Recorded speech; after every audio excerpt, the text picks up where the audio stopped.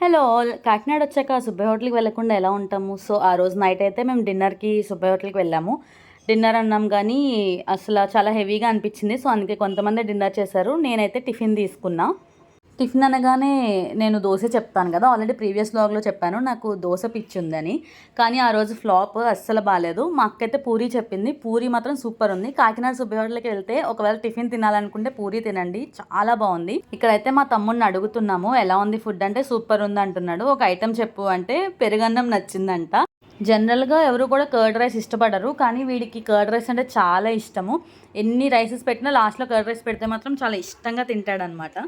ఇక్కడైతే సోంపు చూసారా ఎంత పెద్ద డబ్బాలో పెట్టేశారో, ఫ్రీ అనమాట. సో, తెలిసిందే కదా మనం కొంచెం ఎక్స్ట్రా తీసుకుంటామని చెప్పి ఎక్స్ట్రా టిష్యూస్, సోంపు తీసుకొని ఇంకా అలా రిటర్న్ వచ్చేసాము. నేను సుబ్బయ్య హోటల్ ఆపోజిట్లోనే సుబ్బయ్య గ్రాండ్ అని ఒక కన్వెన్షన్ హాల్ కట్టారు. అది కూడా ఒకసారి చూడడానికి వెళ్ళాము. ఈ వ్లాగ్ మీకు ఎలా అనిపించిందో కామెంట్ చేయండి. Please to like, share and subscribe.